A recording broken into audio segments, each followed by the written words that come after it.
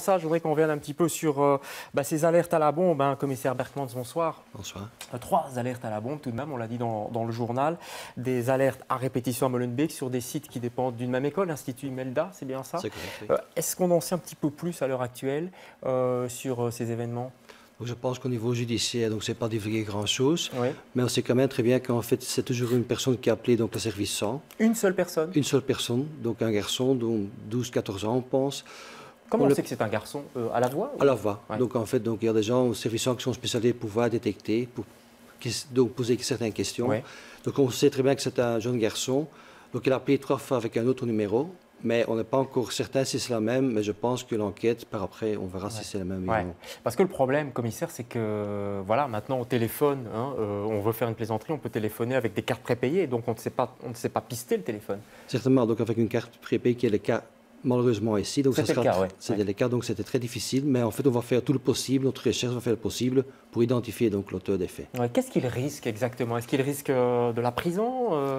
Bon, je pense que si c'est un mineur d'âge, c'est la loi sur la jeunesse, protection de la jeunesse. Si c'est un majeur, donc il risque des peines correctionnelles, ça veut dire de 3 mois certainement jusqu'à 2 ans, plus une amende. Mais je pense qu'il est très important de dire qu'au niveau civil, donc il y a des gens qui peuvent se porter partie civile. Ah, alors là, la facture augmente évidemment. Ça je pense, donc, quand on pense donc le déplacement des troupes police, on a dû couper donc la varie sur Séninov, il y a la STIP, les trams, l'école même, les pompiers qui sont venus sur place, la police fédérale sur place, donc je pense que ce sera une certaine facture. Ça veut dire que si tout le monde s'y met, ça va faire une facture salée?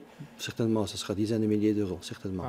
Est-ce que c'est une mode, commissaire Berkmans, ce genre de petites blagues, si on peut appeler ça des blagues évidemment, hein. On sait que il y a tous ces téléphones portables de plus en plus, il y a les réseaux sociaux aussi, ou peut-être qu'ils communiquent entre eux.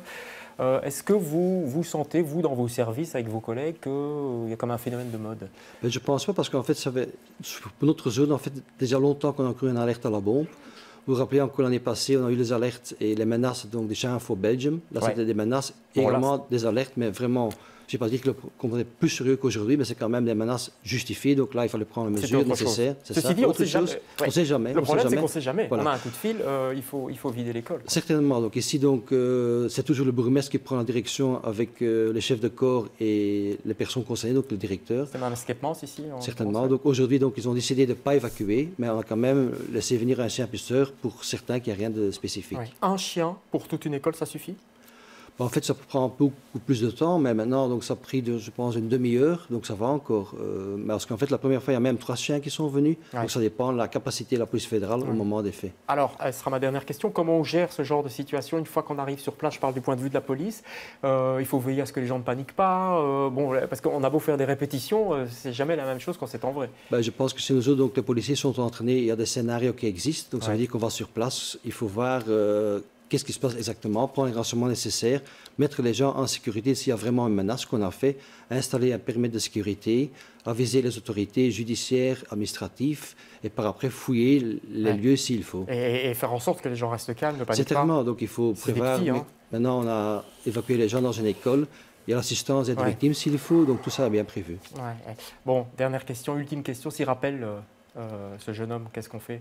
Je pense que si la personne rappelle demain après-demain, c'est le même scénario. Donc on va à nouveau sur place et avec les autorités, voir si on va évacuer, oui ou non. Donc non, il faut tout prendre au sérieux, donc on verra demain ou après-demain. Ça va. Merci, commissaire, pour tous ces détails.